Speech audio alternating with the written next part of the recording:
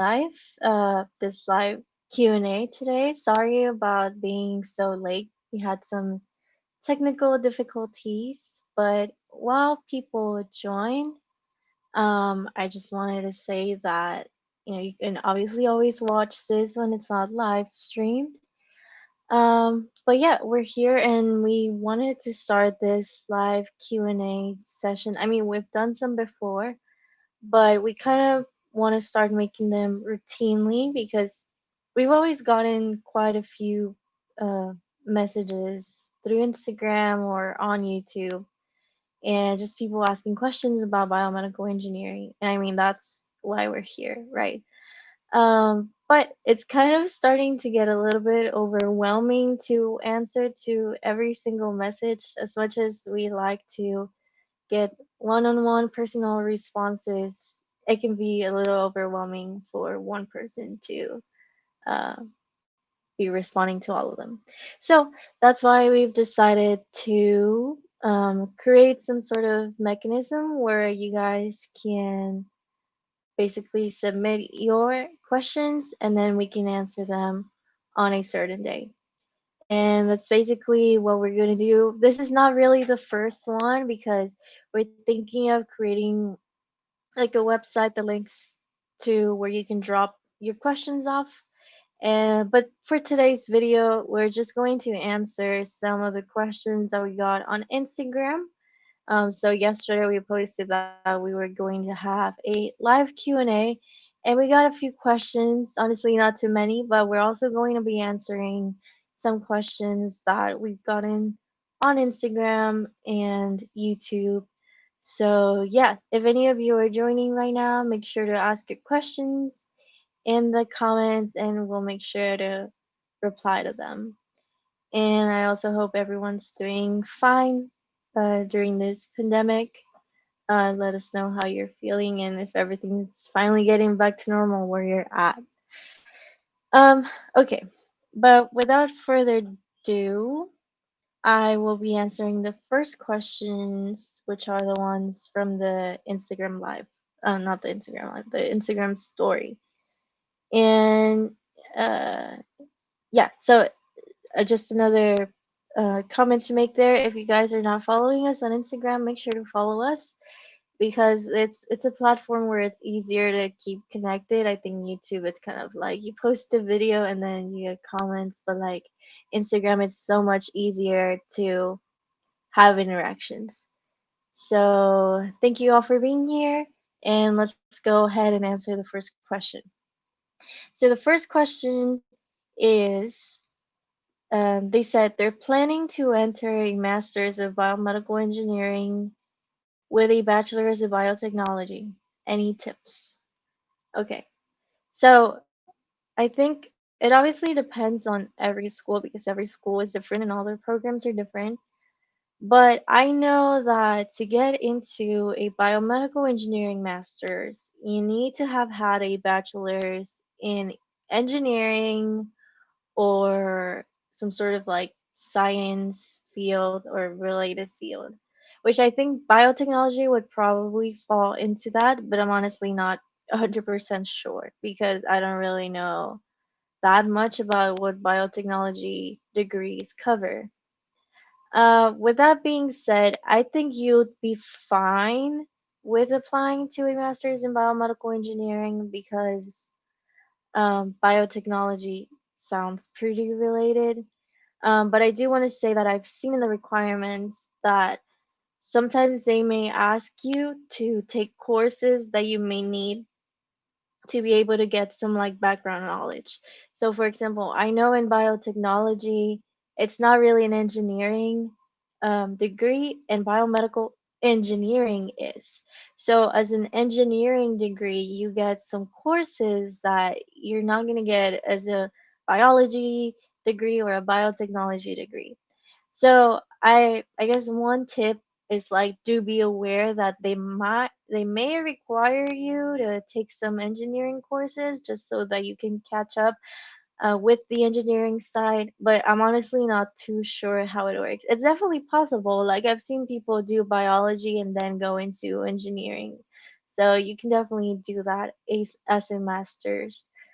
But any tips? I mean, I'm not really sure how many tips I can give because I don't have a master's. I just graduated from my bachelor's. So I still have to go through that to be able to help you guys, really. But yeah, those are all my tips for now. Just be aware that they are different degrees. They're not the same, and specifically because biomedical engineering is engineering. So yeah, just be aware of that. And I'm just gonna answer one question that we got right now live on the chat. And it says, what happens if you love math and science but want BME, but you never studied biology? Okay, so I guess I need a little more context. First of all, thank you for asking your question. But when you say you've never studied biology, like, I guess I want to know more about your current situation. Like, are you in college? Are you in high school? Where are you coming from? Um, but just as a simple question without knowing your context, um, you can go into VME without knowing anything. Like, that's the point of college. The point of college is to learn. So, yeah, you can definitely go into any degree without having a background. And you may be saying this, maybe, I'm not really sure, but I've heard, people here in the US, and a lot of high schools offer like AP classes so that you can get advanced in your college credits before getting into college. Um, so you may be coming in from that because I know I've gotten some questions saying like, "Oh, I never took any AP," or "What AP courses should I take for BME?" And the truth is that although taking AP courses in high school can help you, I personally didn't take any because I went to a very small school, so I didn't take any AP classes. Uh, I mean, I took one, but it was in Spanish. Okay, got it. Uh, so just to close off my comment from a high school perspective, yeah, just don't worry too much about APs. If that's not something that you're doing, it's not gonna kill you. It can definitely benefit you, but if you don't have them, don't worry. I did it without AP classes. But okay, so you're getting a diploma in electrical engineering next year. Okay. So when you say go into BME, do you mean go into go into a graduate degree or just go as a BME somewhere? I guess there's a little bit of confusion when it comes to the term BME. Biomedical engineer is usually the degree that you get in college. It's not really so much a position at a company. I mean, sometimes, yeah, they'll have biomedical engineers. We're hiring biomedical engineers. But most of the time, biomedical engineering is a degree. So let's keep that in mind. So, as an electrical engineer, can you go into the medical device industry? Yes. Um, like, when you go into the real world, you're going to be working with interdisciplinary teams. And so like you can definitely work for a medical device company. You'll be the electrical engineer expert, like the team is going to be comprised by mechanicals, electricals, biomedicals. And you know what, like you may not know biology, but you'll know a lot about the electronics, so you'll bring a lot of value into the team. So can you go into the medical or healthcare industry as an electrical engineer? Definitely. And you'll probably be mostly doing electrical work. So don't expect to be doing like biological research because that's not really in your background. But can you apply your electrical engineering knowledge into the medical device industry or the healthcare industry? You can definitely do that. And if you're asking if you can go into a BME graduate degree, you can definitely also do that. And again, usually for BME, either masters or PhDs, you need a degree in an engineering discipline. So you're definitely fine. They might make you take like biology or something. But yeah, you can do either or. You can, as an electrical engineer or a mechanical engineer, you have that advantage that you can go into any field that you want. So yeah, let me know if that answered your question, and if it didn't, please let me know too. Um, okay, Daryl, hi, thank you for joining. Let us know if you have any questions. If not, it's good to see you. Thank you for joining, and thank you for your support always. I think you're probably the number one person that's always here supporting us. So thank you for being in all our lives. And then, okay, Daniel, and I'm saying Daniel because I see that you take class with Ricardo, so I'm guessing you're from Mexico. Hi, thank you for joining us. That's crazy because, when we met Ricardo, we don't really see him as a professor. It's more like oh yeah, you're Ricardo, like cool guy. And then to realize that he's actually a professor, and, people talk to him in usted probably, it's just funny. But yeah, Ricardo is an awesome guy. We had him for live. He's from Mexico, and we'd love to have him again sometime. But thank you, Daniel, for joining us. Let us know if you have any questions. How are you doing with your BME degree in Mexico? Let us know, like what year or semester you are. We'd love to know. Okay, so Daryl said, if you didn't get into the industry side of BME, what would have been your other choice? That's a good question. Honestly, I don't really think I ever really had like a perfectly planned pathway that I wanted to follow. I've always really been playing by ear. But I guess if I was like, no, you can't go into the industry, what do you want to do instead? Honestly, I probably would have pursued a PhD right away, to do research, because before getting an internship in industry while I was still attending college, I was actually in a research lab for a full year. And the first year, it was mostly like image analysis and things like that. But I also did wet lab work, so I was actually culturing cells and passaging them, and then we would have these cell plates, and we would add, I think there were fibroblasts and another kind of cells that I forgot what their name was or what they were, but we would combine these two kinds of cells and then some um, things that they were fibrin and thrombin, which are factors produced by the body to trigger coagulation, or fibrino no angiogenesis, which is the birth of vessels. So it was a really fun doing research, trying to grow a network of vessels, and you could really apply that to a lot of things in research. But what I did really was just trying to even create a network of vessels. So anyway, with that being said, I did get some research experience, and I did enjoy it. I honestly did enjoy it, but at the time, I was kind of looking for something else. Like it didn't. I guess it didn't really fulfill me, like 100%. And that's why, I mean, other than I knew that it would be good to get industry experience just to see the different sides of BME. I enjoy the industry side, but if I hadn't, I probably would have continued doing research, and then probably also eventually applied to a PhD program and done research, and probably been a professor eventually somewhere.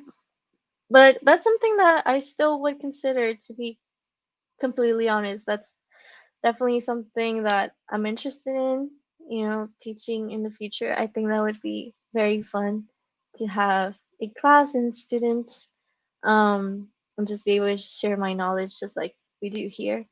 Um, but yeah, I think I would have probably gone into research, and yeah, I hope that answers your question. Okay, so the next one is, Ramses. Hi, I'm studying bioengineering in Argentina. What do you think about the future of the field? Do you think that there are going to be major changes? I think honestly, to be completely honest, sometimes the comments from other people saying that BME is not a good degree or whatever, sometimes it scares me because I'm like, what if it's not and like in the future it just completely disappears because people are like, no, like it's not worth it or whatever. But that's just like a minor fear that I get in the back of my mind just because I stress about everything. But like the reality is that technology is advancing like every minute in this world. Like, and I think if we could somehow graph how technology has been advancing over the years, it would definitely be an exponential curve.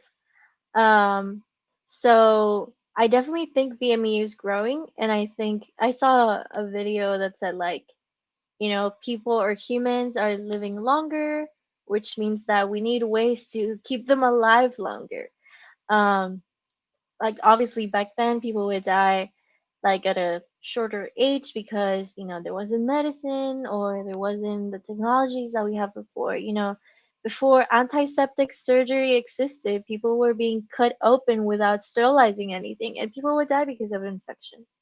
So, it's little things like this, and like I'm sure in like 100 years we're gonna look at our timeline, or people are gonna look at our timeline and see why were they doing that? Like, because medical research is advancing every day, and I think that's very exciting for us as biomedical engineers because we combine medicine and healthcare with innovation. Like that's just perfect.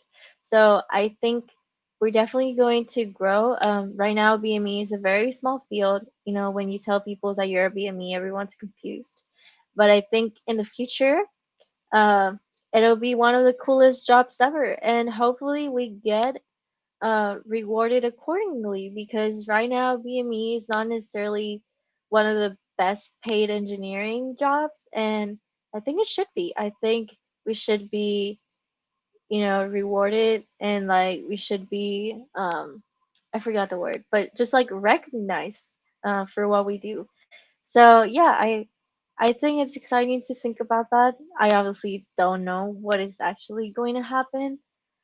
But yeah, I think it can only grow. Um, Maybe some fields would disappear. I'm not really like, don't ask me which ones because I'm not sure. But I think, as we grow, definitely like robotics and um like artificial organs are growing. So yeah, I think we'll see the birth of new fields, and maybe other fields that are more old school will stay behind. And I don't know, I think we'll start to combine AI with medicine, and maybe in the future that's going to be a big field. So yeah, I mean those are my thoughts right now. Let me know what yours are. And I mean that's really cool that you're from Argentina. So hi to everyone from Argentina, and let us everyone watching know where you're from, because I think it's really cool that we have people from all around the world, and I would love to know, what cities or states or countries we can add to our repertoire in the VME community. Okay, so about said, thank you. So the man said, I'm currently in fourth semester. I believe that's second year. Yes. Ricardo is such a nice guy. He loves to teach. I'm taking the rehab class with him. That's awesome. That's awesome to know. He is a very nice class. Fourth semester, so he's a very. Did I say he's a very nice class? He's a very nice person.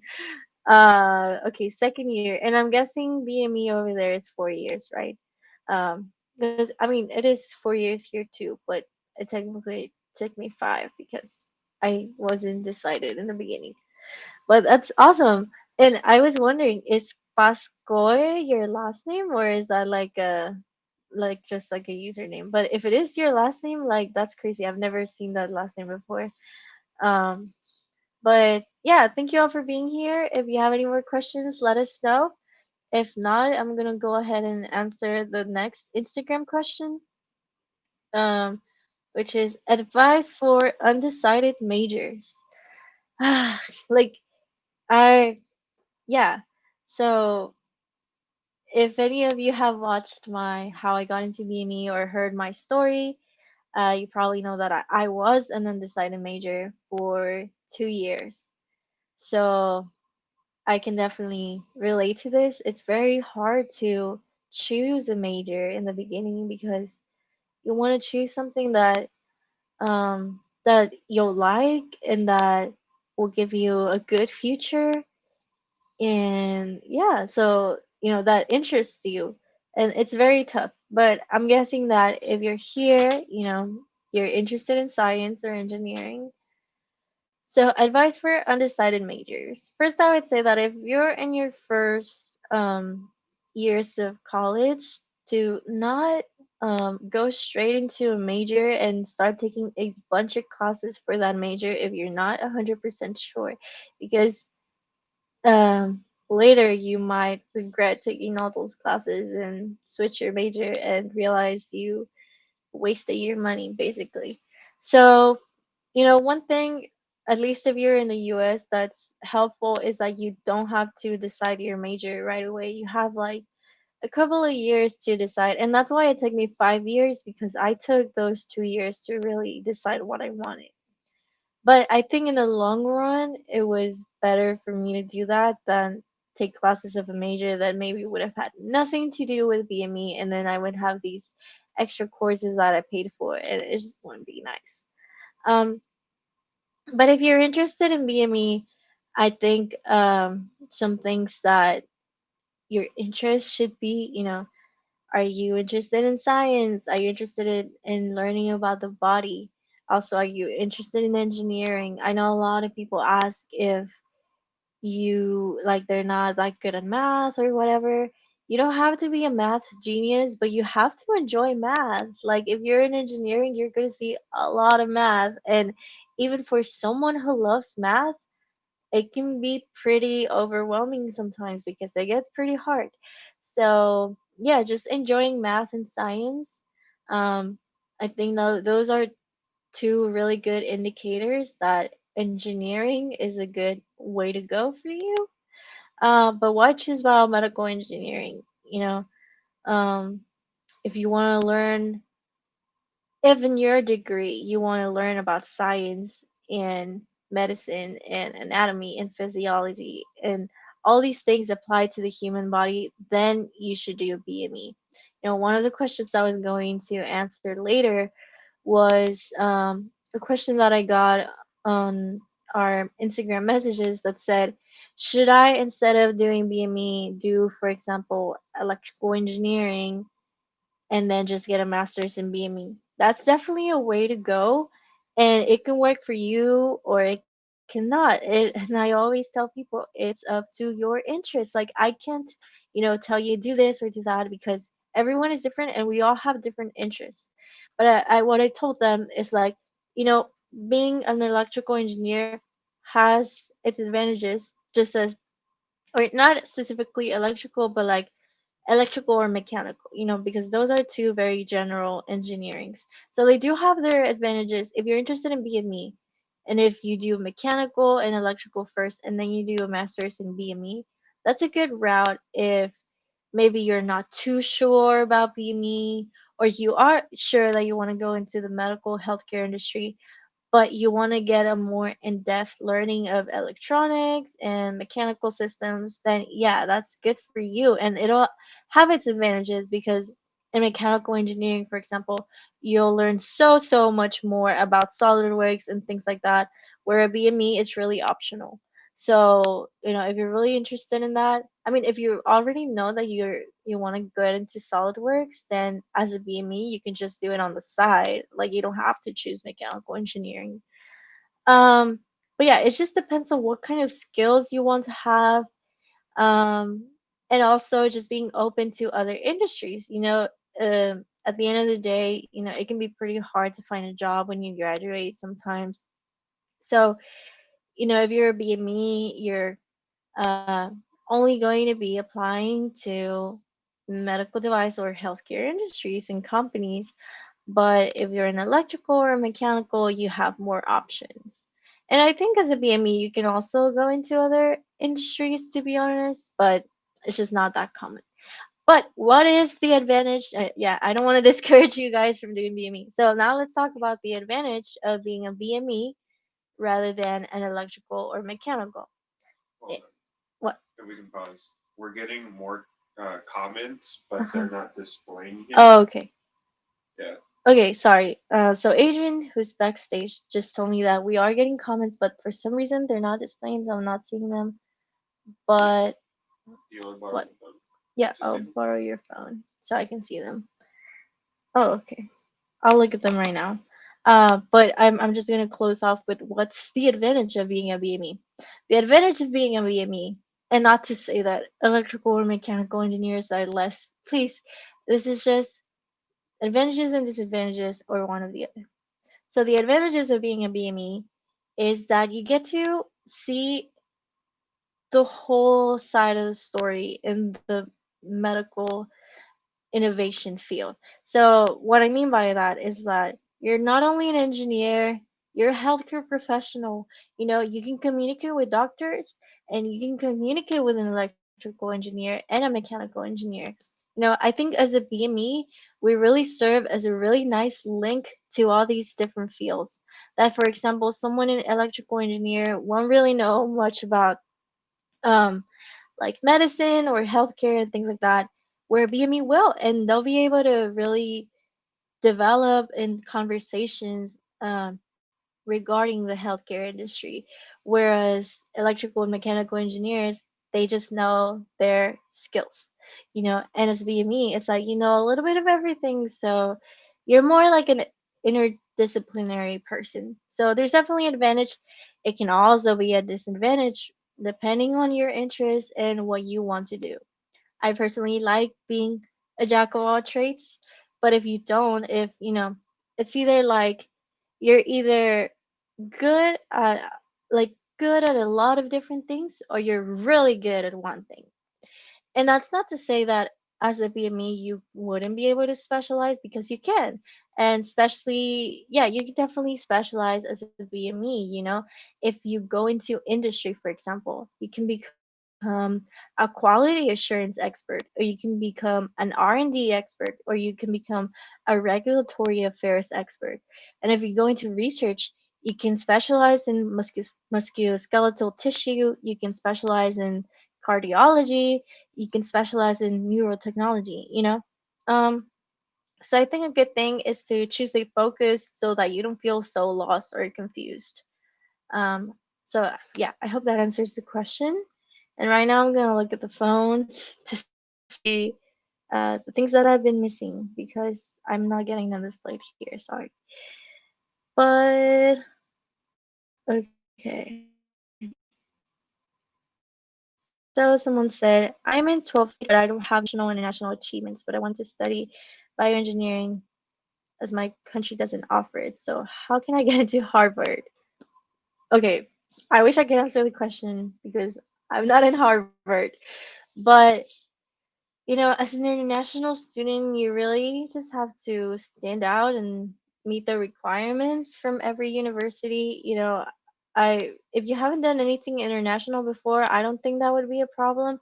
It's mostly about what you've done in your school.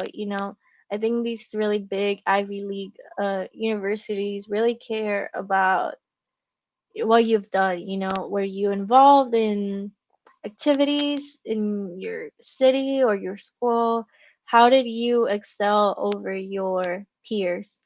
Also, they do care about your grades, especially if you want scholarships, which can really help pay the tuition. Yeah, but if you're not necessarily interested in Ivy League schools, and that's just maybe one of the only schools that, or one of the few schools that you've heard about, also be open to going to other schools. Other schools might offer maybe less competition and it'll be easier for someone coming from a whole different country, to get in. I mean, honestly, don't quote me on that. Like I'm not an expert on like international students, but you can definitely do it if that's what you're asking. Like, people come from all over the world all the time. So I would try to find someone who has done it before and ask them how they did it. I think that'd be the best thing to do. Um, it said that it's growing slowly, but growing. That's good. So Daryl said, "Are there any startups that you have seen right now that really intrigue you? Also, how would you compare working at a startup to a traditional company?" Okay. Um, to be honest, I guess I don't really know too many startups, and if I do, they're local. So I wish I knew more about startups in the nation or in the world. But I can tell you that, um, right now I work at a startup, and our focus is in we're using. If you've heard about it, there's a relatively new kind of therapy that's called negative pressure wound therapy. And you should look it up because it's a growing market. And the number one company that was doing it is called KCI, like KCI. And they recently got bought by 3M, which is a huge, huge company. So negative pressure wound therapy is definitely growing. And so our company where I work, it's negative pressure wound therapy, but used for orthopedic applications. So it's a brand new thing because you're creating this new application for orthopedic wounds, and data really shows that applying this kind of pressure to bones in the skeleton um, really stimulates the cells to heal any fractures or deformity better and faster. So yeah, that's the startup that I work on at. Another startup that I've heard here in San Antonio is the one called Time Medical, which I found them recently, and they do um, like technologies to stop hemorrhage, and their mission is like no one should die from blood loss. And I think that's really good because I think it can be used for the military and the civilian markets. So it's definitely a problem, people die because of hemorrhage a lot of times and for many different reasons. So I think that's a really good startup that I was very interested in, and I found them recently, and it's really cool because it is a problem. Another startup that I've heard of from someone that we met on Instagram, their Instagram is called Engineering Maternal Health. And the person who runs it, her name is Sarah, and she's a BME master's, and she actually teaches at the university where she attends. And so her focus really is on how to use engineering in maternal health. And she's actually also been like a consultant for startup companies, and one of them called Lydia Health, which is the startup, just got their 510(k) approval for a postpartum hemorrhage device, which is another big problem in the maternal health world. I actually participated in a medical device makeathon earlier this year, and the medical need was hemorrhage in general, but a lot of the groups actually focused on postpartum hemorrhage because it is a big problem. If you don't know what that means, that's just like hemorrhage after delivering the baby. And a lot of women actually die because they lose a lot of blood for several reasons, but um, it is a problem. So yeah, it's just really cool to see all these startups coming out. But I mean, let me know if you've heard of any startups that are worth checking out, and I'll definitely look into them. But to answer the question of like how to compare working at a startup to a traditional big company, I mean, I can't really answer from like personal experience because I've only worked at a startup. Like I've never worked at a normal company.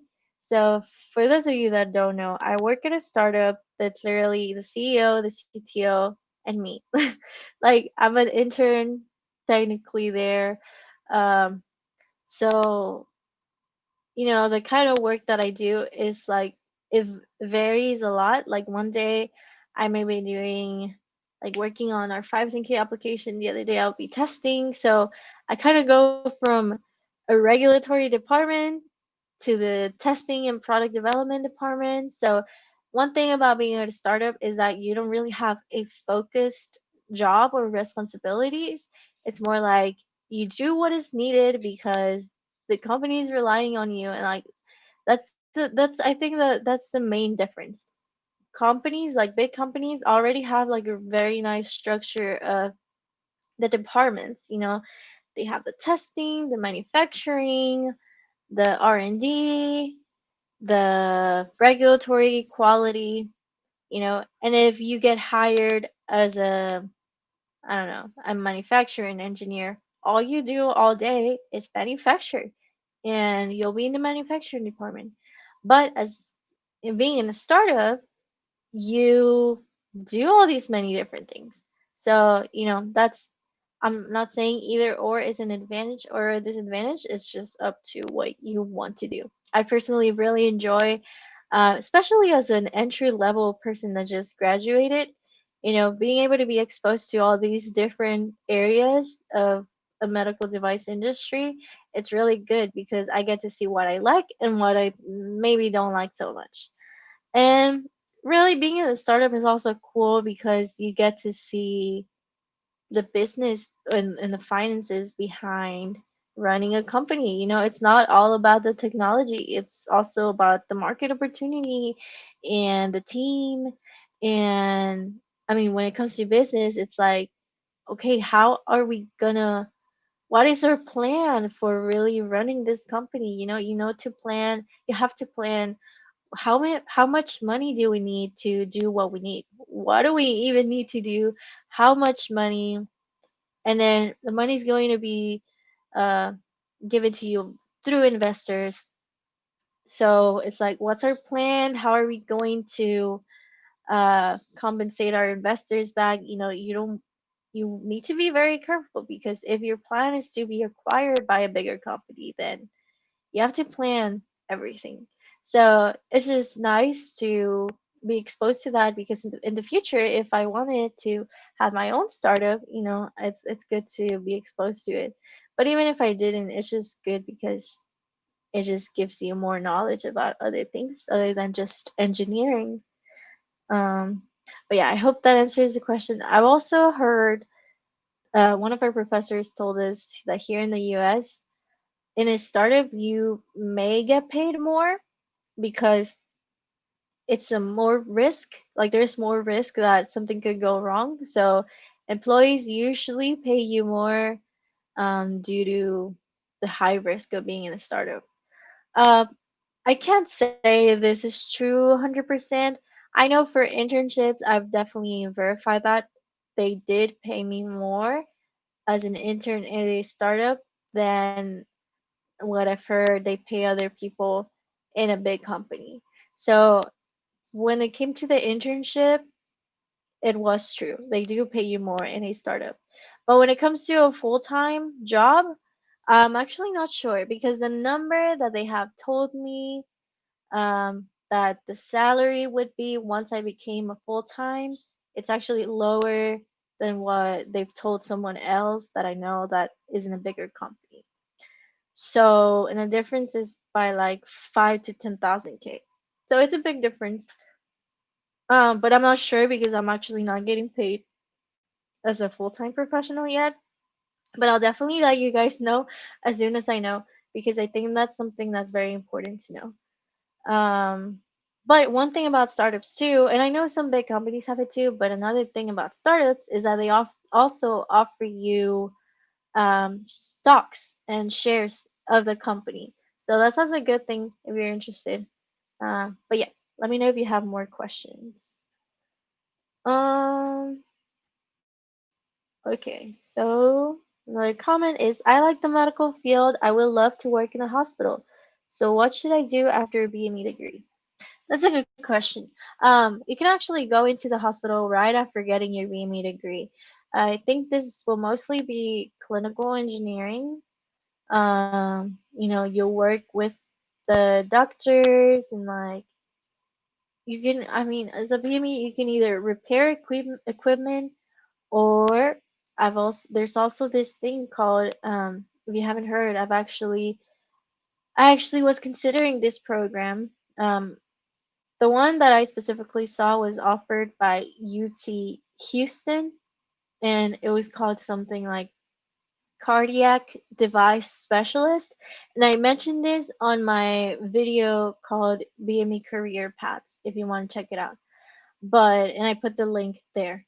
Um, but yeah, it's like a program called a 6-month program called Cardiac Device Specialist, where they train you to literally be an expert in cardiac devices, all from electrophysiology to mapping of the heart, you know. Um, so, yeah, it's a program that really trains you to be a specialist in the cardiac area at the hospital. So, you will find yourself working with a cardiologist or an electrophysiologist and just making sure that all the devices work properly, maybe also help in implanting devices, things like that. Um, and this is for the cardiac area, but there's definitely programs for other areas. So if you're interested in neurotechnology, I'm sure there's like a neurotechnology device specialist or, just other areas of medicine. But yeah, that's something to consider if you want to work at a hospital. But if I think you can also just go into the hospital as a BME without really needing anything else. But just do look for like clinical engineering jobs or other BME. I know I've seen BME jobs posted by hospitals, so you should check those out. You can definitely do it. Um, Next question is um MD after BME. What are your thoughts?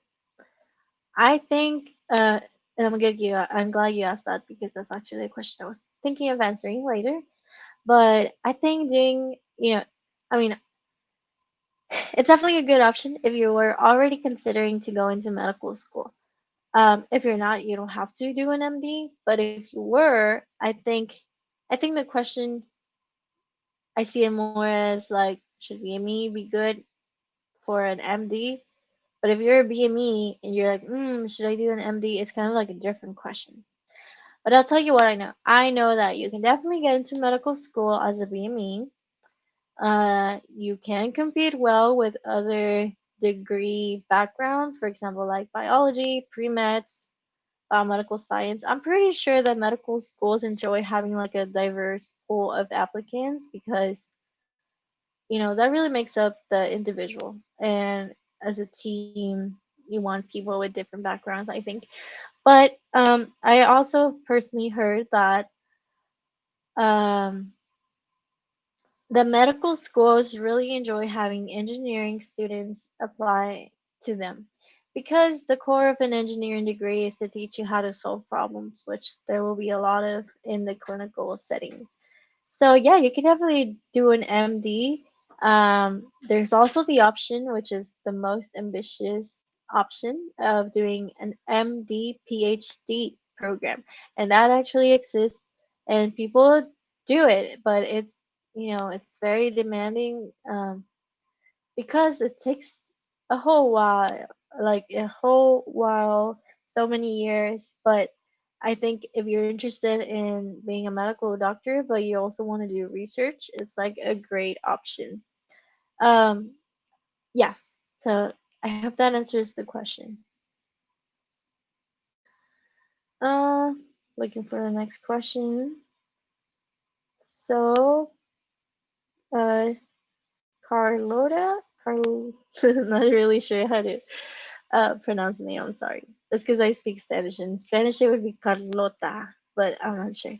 But she said, I'm studying biomedical engineering in London. Wow. I think this is the first person we know from London. So it's awesome to meet you. And what do you do on a typical day in your job? What is your job role as a startup company? That's a great question. So my official title is product development engineer. So I have mentioned that I'm kind of in this weird limbo between being an intern and a professional engineer, all thanks to COVID. But let's not talk about that right now. But yeah, that's my official title, product development. And I think that really is because product development really involves all the different departments of the medical device industry. So, like I mentioned before, manufacturing, quality, regulatory, R&D, all combined. As a product development, you oversee all those different areas or stages of a medical device. Um, so my typical day really depends on what stage of the process we are. The startup that I work in at is barely trying to put out in the market their first product. So I know there's also different kinds of startups. Some people still call themselves startups, but they already have several products in the market. We don't. We're barely trying to put the first one in the market. So when I came in last year, the device was basically already designed. They already kind of knew everything. So when I came in, it was mostly putting together assembly protocols, like document writing, and also seeing what design changes we can make to the actual device. So the device has a user interface, which is what the user will actually see, like the power on button, lights, and sounds. So we also worked on changing the user interface to something that would be more user friendly. um, After that, it was a lot of bench level testing. So trying to understand how the device works, how the software in the device works, what should be changed, and things like that. Um, there was also a lot of manufacturing. Once we had to build all the builds and that we needed for the testing needed for the 510K application, which here in the US, the FDA, which is the agency that regulates medical devices, one of the ways that you can get market approval or clearance, that's a better term, is doing a 510K. And that means if you submit this 510K, you can get your product cleared to sell in the US market. So things that you need to put in a 510K includes a lot of testing to verify and validate your device. And I think my main part in this project has been being a V&V or verification and validation engineer, because it's like we've looked at the requirements that drive this device and it's like, okay, how are you going to test them and verify them or validate them? So the difference between verification is that you just verify the engineering performance requirements, and validation is you give it to the user and it's like, okay, so does it do what you expect it to do? And by user, it's like intended user, which means surgeons or nurses, maybe even patients, depending on the device. So I wish I could really have a clear answer of what my day to day looks like, but I don't, because it really changes every single day. But I can tell you, for example, on Thursday, um, first part of the morning was having a call with the regulatory consultants, because right now we're in the process of putting the 510K application together. So in the morning we had a call with the regulatory consultants um, to answer some questions regarding the 510K application. Then I worked on the actual 510K application, and then later that day we had a meeting with a military surgeon to discuss projects where we could apply negative pressure therapy in different areas of the skeleton. Um, then last week it was a lot of testing. We were finishing our 3-month testing data because the FDA requires you to have different testing time points. we're gonna Sorry, reload. We're agent gonna sense. reload the page to make sure the comments show up. Okay, So it might get interrupted, but I'm gonna okay. try. So we're gonna reload the page. If it gets interrupted, I'm sorry, but let's see. So just you rejoin or me too? I mean reload. No, it's good. We're good. I mean I don't see them. I still don't see the You don't see comments. the new ones? No, I think I have to reload myself. No, I don't think you do. Well, they're not showing up, but it's okay. Yeah. I can see them here. Anyway, before that, I was really interrupted.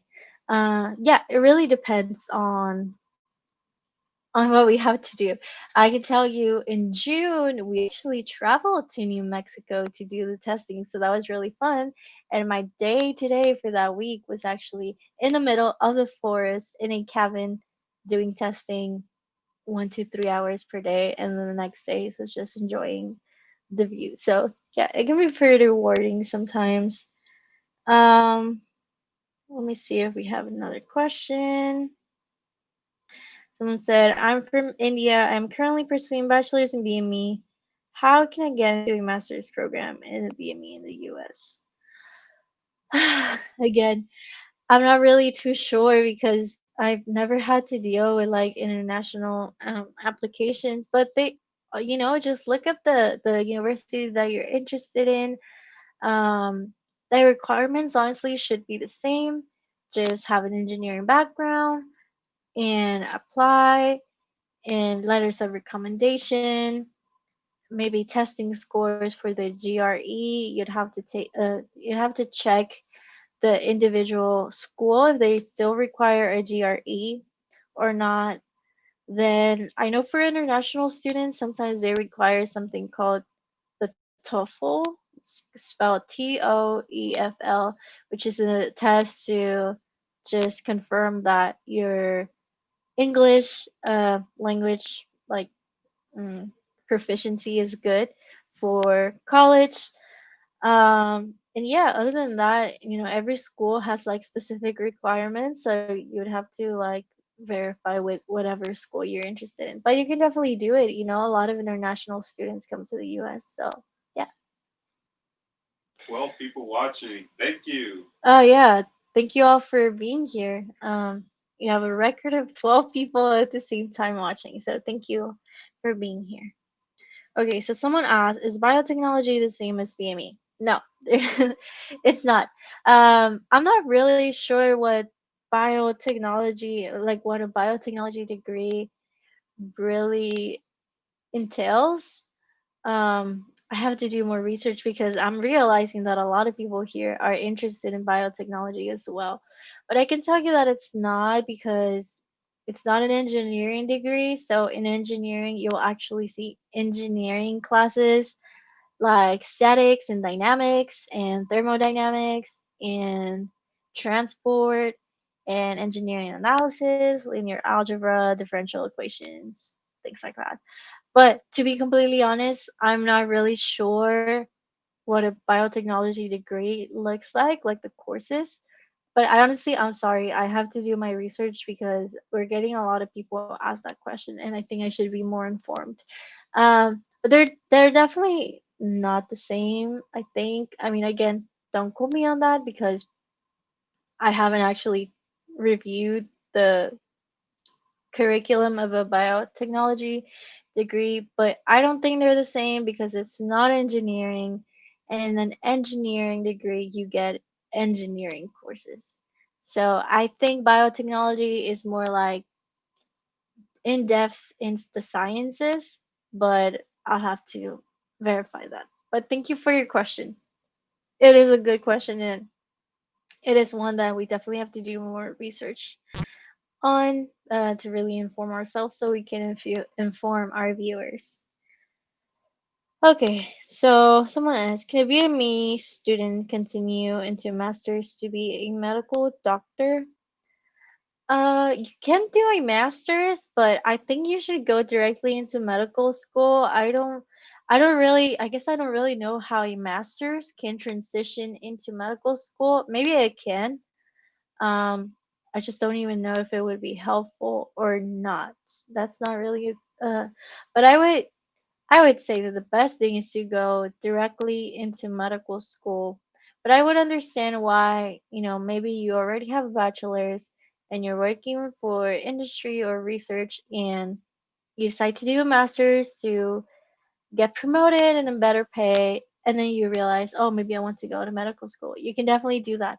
But if you only have a bachelor's and medical school is your goal, then I would just go for it right away because medical school already takes so long. And yeah, but I hope that answers the question. Okay, so there's another one. Says, "Hi, I just joined. I'm in my last year of high school and I'm thinking of applying for BME, but I was wondering if someone has to be really good at physics to be an engineer." No, I almost failed my physics one class. Like I was this close to failing. I got a C, and then physics two. I did okay. I got like an A minus or a B. But I mean, again, if you're in engineering, whether it's physics, chemistry, calculus, I think the core of all those classes really is very similar. It's about problem solving and understanding concepts. So, no, you don't have to be a genius in physics, but you should enjoy, solving problems and having math problems and things like that. Again, I almost failed my physics class, the first one, so you don't have to be a genius at physics. Um, but it does help if you're good. Um, but you don't have to be. You just have to pass the class. But yeah, I at least in my degree, I only had two physics classes, and that was all that was required. So yeah, I hope that helps you and that encourages you to pursue BME. If you have any other questions as a high school student, let us know because we'd love to answer. But yeah, um, Alexa Martinez, you know how to be good at physics, right? Yes, she answered because before I could. Yeah, you don't have to be a genius in physics. I mean, you still have to pass the class, but if you don't like it at the end of the day, it'll be like, well, it was really hard, but I made it through, and I don't have to I don't have to see physics anymore. So yeah, you'll be fine. Um, that was so helpful. Thanks. You're welcome. Thank you for asking. Um, Albina or Albina. I'm sorry, I don't know how to pronounce the names, but she said hello. Hi, thank you for joining. Thank you, Alexa. Yes, Alexa's my sister, by the way, and she already knew that I didn't do good at physics. So, but Alexa, actually got an A in her physics class. So I think it also really depends on the professor. So, um, when you go into college, you'll have an option to choose what professors you want to take. So do be very like early in registering for classes so that you can choose the best professors. If you don't know, there's a really good website that you should check out for knowing what professors are good. It's called ratemyprofessor.com, and you can look up professors in like every single school. So you should look it up. Um, okay, thank you so much. I love. Oh, sorry. Chelsea said, "Thank you so much for your channel. It's really helped me." Thank you, Chelsea, for reaching out and being here in our live. Thank you for being part of this community. We're always glad to be able to help because that's our purpose here. Um, okay. Thank you so much. I love problem solving, so now I feel more confident going to be me. I really appreciate your help. I'm so happy that helped. Yes. Yeah, so, just yeah, like problem solving just means that you like to solve problems. And honestly, in engineering, like in your degree, you'll learn and like develop your brain to be able to solve problems because all your classes will be about solving problems. And um like in the back of that like the BME curriculum, it's really like it's training your brain and exercising it to, I don't know, stimulate that side of your brain that helps you solve problems. So yeah, you'll definitely do great. And don't worry too much about physics. I mean, you do have to take it in, but there's always like um, tutoring centers and things like that can really help. There's videos online. That's check, but don't call me on that. I didn't say anything. Um, but okay. Thank you. Thank you. Hi, American 13 people National. watching. 13 people watching. Thank you all for being here. American National Socialist Workers Party said hi. So hi to you too. Thank you for being here. Alexa Martinez, rate my professor. I'm guessing she uses it too. It's a really good tool to really know what professor you should take. Okay, Paulina Covarrubias Sanchez said, "Hi, I wanted to study BME, but it's not in my college of choice. Do you think that if I study systems engineering, I can make a master's in BME and it would work out? I'm super interested in BME." Um, Dang, I wish I could answer more of these questions, but I guess I don't really know what you see in a systems engineering degree, but I do know that if you're in Mexico, and I'm just assuming that you are because you have two last names, um, but if you're in Mexico, I've actually seen the degree called biosystems engineer or something like that. So just because of that, I'm assuming that a systems engineering degree would be good. And yeah, you can always specialize by doing a master's in BME. I think that's a great idea. And yeah, I hope that helps. And sometimes um, universities, even though the major is called systems engineer, maybe they have a concentration that you can choose to like focus on biomedical applications. So you should definitely check that out. Like reach out to them and see if they have a focus for that, or maybe you can do some sort of minor in biomedical something so that you can get some knowledge in that. But if not, I think doing systems engineering and doing a master's in BME is always a great idea.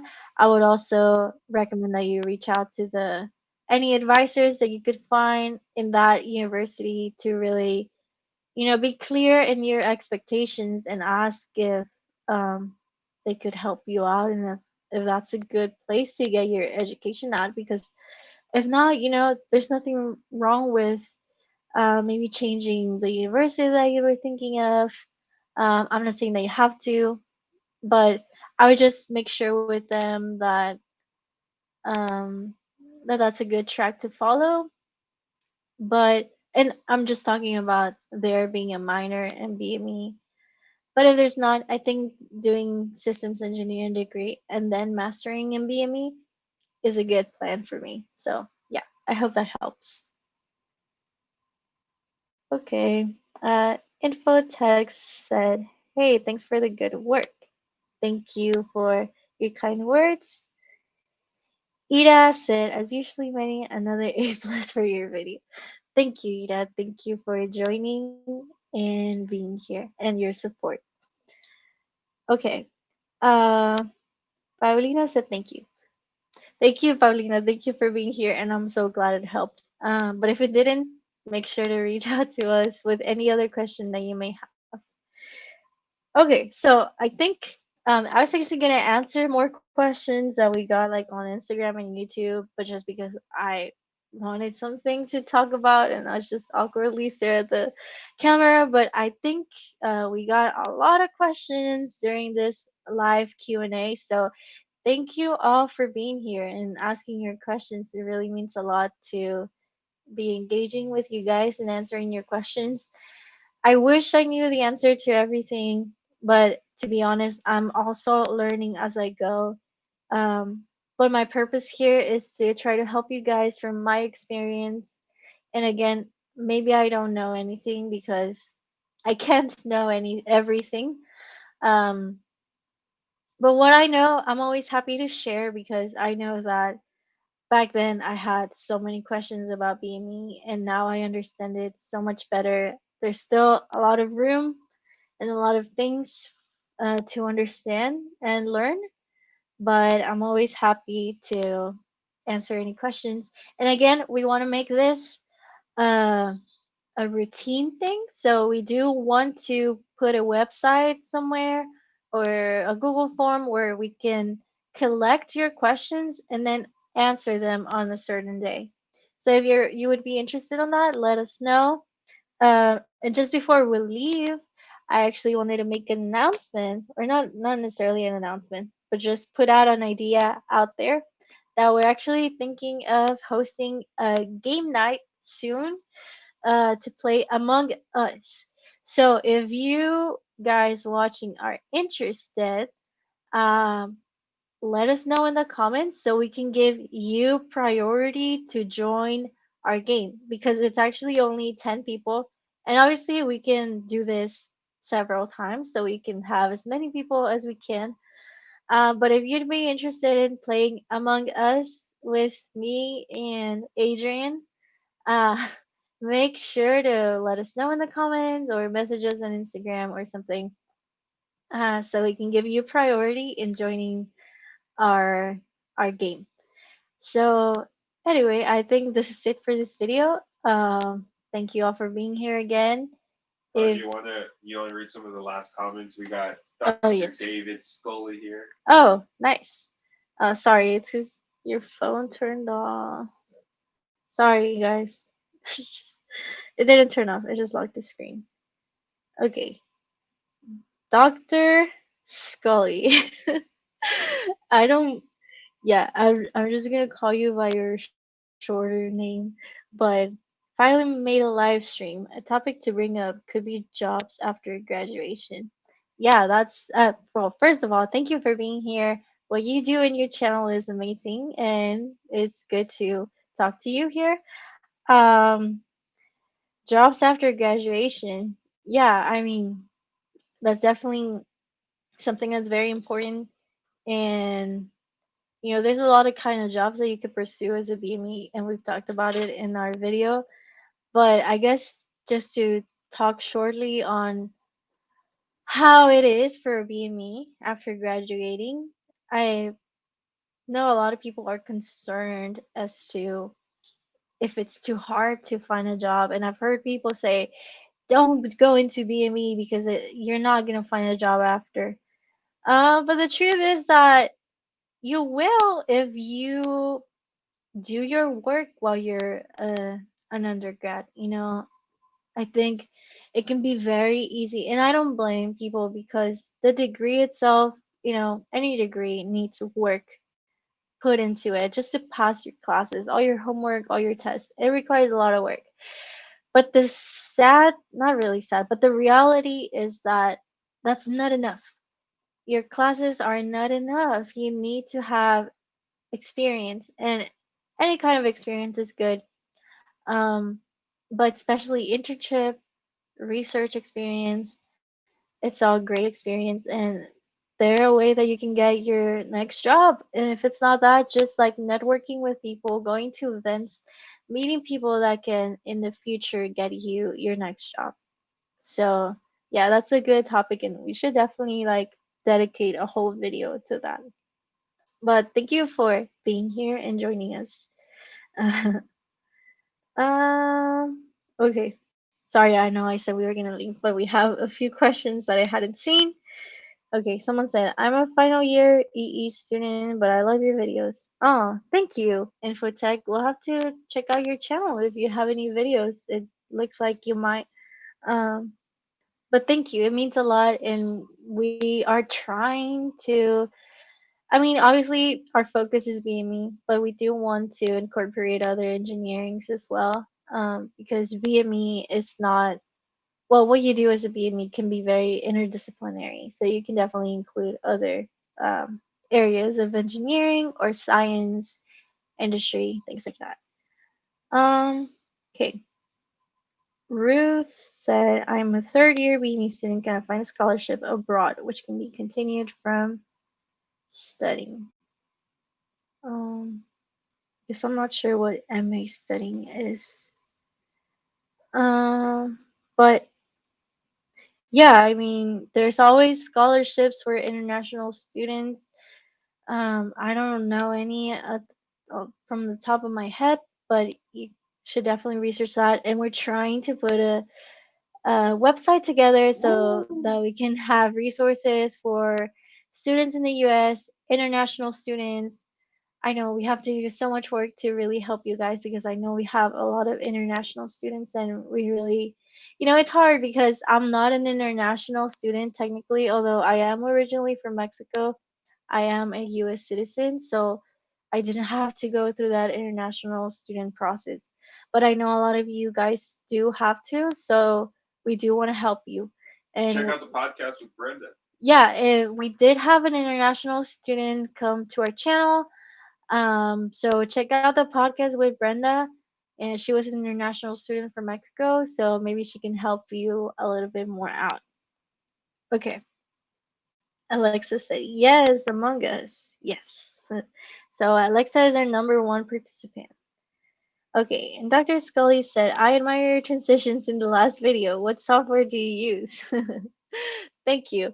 Uh, the software that we use is Final Cut Pro.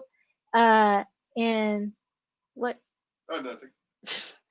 the software that we use is Final Cut Pro, and it's very nice. It's only compatible with the MacBook Pro, so there's like a little disadvantage to that. If you don't have like iOS products, you can't have Final Cut Pro. But before that, we had Premiere, Adobe Premiere, which is great for any kind of software or operating software.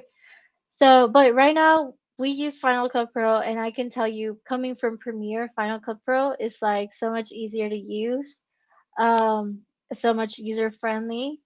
But Adobe Premiere, like the Adobe Cloud, does have what's it called, Asian? The media effects, or where you do the After Adobe Effects. After Effects.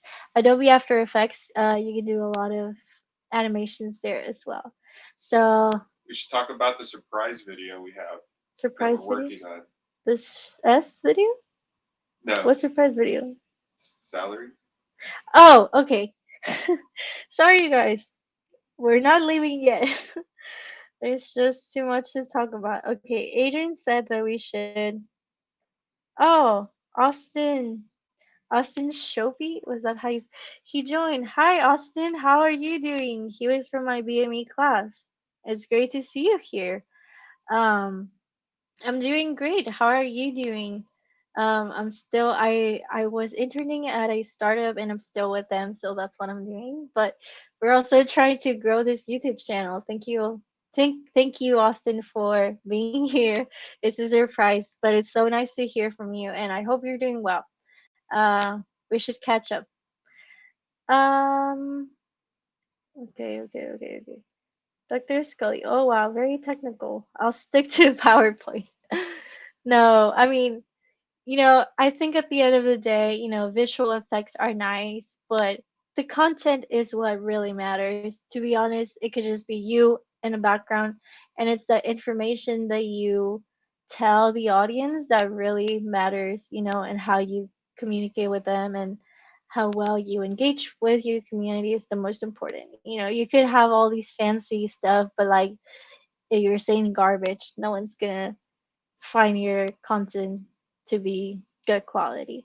So thank you for the kind words and appreciating our work. But we definitely have an advantage because if you didn't know, my boyfriend, who is the BME Life co-founder, is like a video specialist. Like he's been doing video for like what 6 years now. I don't know, maybe more. But he's like a pro. He does if anyone's getting married or something, he does wedding videos too. He does real estate. He's a real estate agent too. So that's where the really cool video things come from. I mean, now I know, and I learned some things from him. So now I'm able to do a lot. But it's all thanks to Adrian. So yeah, that's our secret weapon. It's really Adrian and his skills.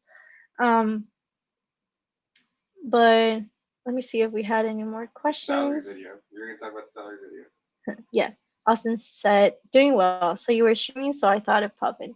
Oh, thank you, Austin. Thank you. It really means a lot. Um, but I'm glad to see that you're doing well. And yes, we're gonna try to have these streams more often. But to, because it's been like an hour, more than an hour now, we want to talk about our upcoming video. Or not, it's not really well, it is an upcoming video. But we're working on this project that we're going to translate into a video. Woo! Um, that, one of the most important things that you all want to know is what salary can I expect with a BME degree? Honestly, that's a question that I still ask myself, and I try to talk to my colleagues to really see what should I even expect from a BME degree. And this is something that is really good to consider before you even get into it, because if you have a certain number that you're expecting in your mind, and maybe BME doesn't need it, or it does, really knowing can help you. So anyway, um, when looking into salaries, you can obviously Google it. You can obviously search on YouTube, and Google will tell you a wide range of a salary. YouTube will show you the average salaries in different cities, things like that. But what we're working on currently is a survey that we've sent to several biomedical engineering professionals. So that means professional people that have some sort of BME degree, whether it's a bachelor's or a master's. We've been trying to collect data on the different salaries that they have, depending on one, I guess their well, several things: their location, their title, and their years of experience. So anyway, yeah, we just wanted to throw that out there, um, because we're working on that, and I think it's going to be a great video, and it's going to be very valuable to everyone, like even me, to really see what kind of salaries you can expect from a BME degree.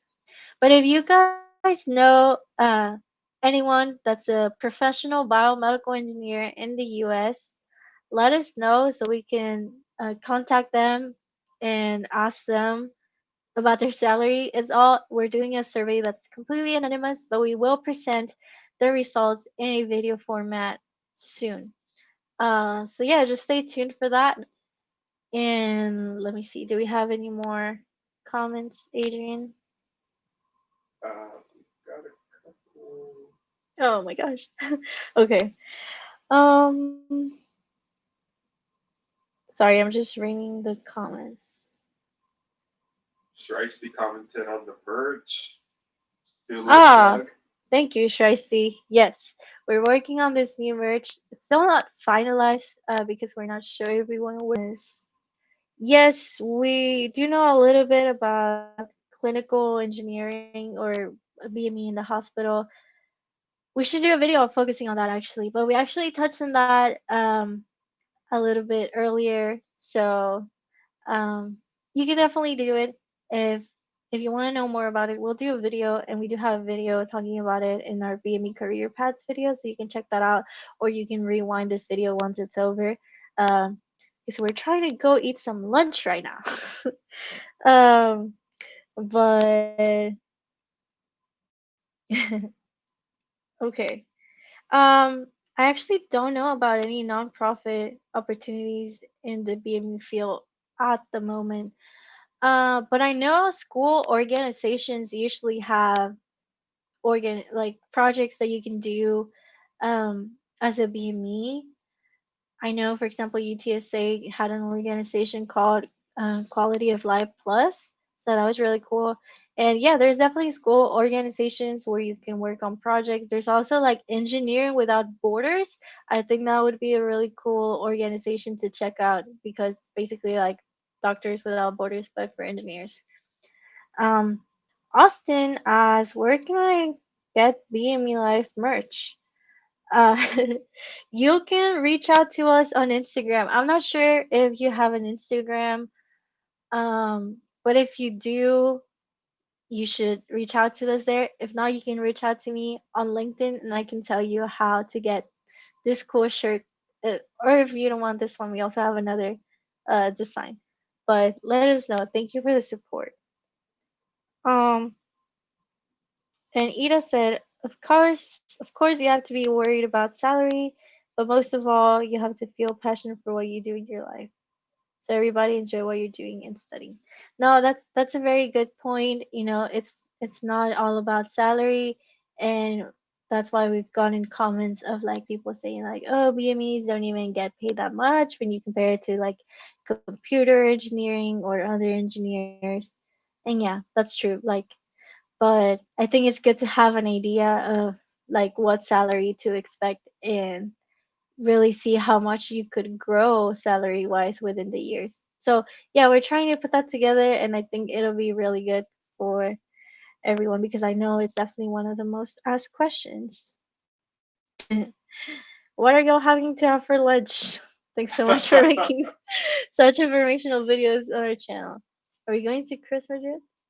Yeah. Okay, we're actually going to this place in where we live called Chris Madrid's, which is like the best burger place. Well, at least in my opinion, because I don't like burgers. But I really like theirs because they have this like salsa that just tastes really good. So if you're ever in San Antonio, you should check out Chris Madrid's. But thank you so much for your kind words. So yeah, I think I'm not gonna look at the comments anymore because I'm just gonna keep answering them. But guys, this means a lot to have this like very engaging conversation with you all. Thank you for being here. Austin or anyone who wants merch, make sure to reach out to us on Instagram, or if you don't have Instagram, you can comment like a way to that we can reach out to you. So we can definitely send you some merch soon. But anyway, thank you all so much for being here. Again, we're gonna try to do these videos routinely so we can answer your questions. And make sure to watch all our videos. We're trying to become YouTube partners, and for that, we need 4,000 watch time hours. And we're currently at 2,800 around. So if you guys could watch your videos, just leave them playing on loop, like lower the volume if you don't want to listen to me. It would really mean it would mean a lot if you could support us.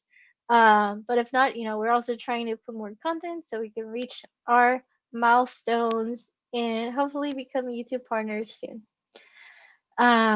Just so that we can keep, going at this, keep growing the BME life, and really do something out of it to encourage and educate the future generations of biomedical engineers. So, anyway, this is it for this video. Thank you all for joining, and you can always reach out to us YouTube, Instagram, Twitter, wherever. Okay, so I think this is all for now, and we'll see you next time.